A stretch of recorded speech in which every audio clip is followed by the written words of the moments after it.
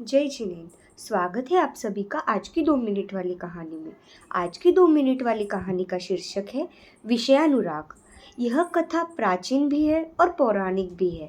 कहते हैं मिथिला नरेश अर्थात नेमिनाथ भगवान जब अपने भोजन के पश्चात अपनी खिड़की में बैठे हुए आकाश की तरफ निहार रहे थे, उस समय उन्होंने एक चील को देखा।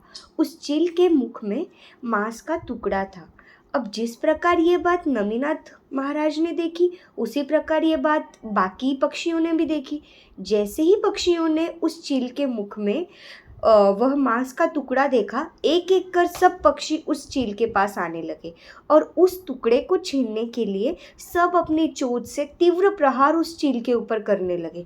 पहले तो चील ने अपने उस मांस के टुकड़े को बचाने की बहुत कोशिश की, परंतु जब उसका प्रयत्न सफल न होता दिखा तब उसने उस टुकड़े को छोड़ दिया। जैसे ही चील ने उस टुकड़े को छोड़ दिया, उसी समय दूसरे पक्षी ने मुख में वह टुकड़ा पकड़ लिया।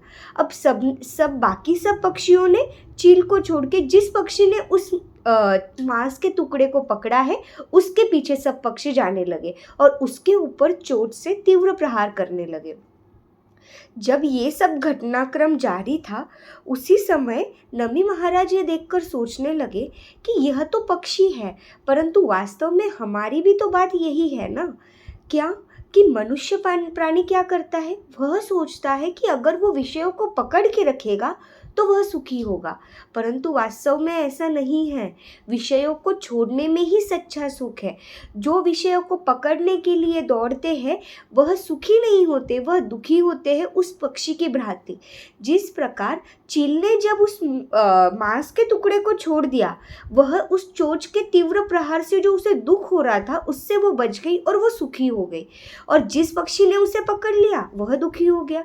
उसी प्रकार हमारी गत है। हम सोचते हैं कि विषयों को यदि पकड़ के रखेंगे तो हम सुखी होंगे, परंतु जिस दिन हम विषयों को छोड़ देंगे उसी दिन हम सुखी होंगे। हम सब लोग इस विषयों को पकड़ने की इस छीना झपटी की आंधी दौड़ में दौड़ रहे हैं और यह सोचते हैं कि अब हमें विषयों का सुख हाथ में आएगा तो हम सुखी हो जाएंगे, परंतु उससे सुख नहीं मिलता बल्कि दुख के नए कारण बनते जाते हैं। इसीलिए यदि वास्तव में सुखी होना है तो विषयों को छोड़ना पड़ेगा उस पक्षी के भांति। हम सभी भी विषयों को छोड़े। इसी मंगल भावना के साथ जय जिनेंद्र।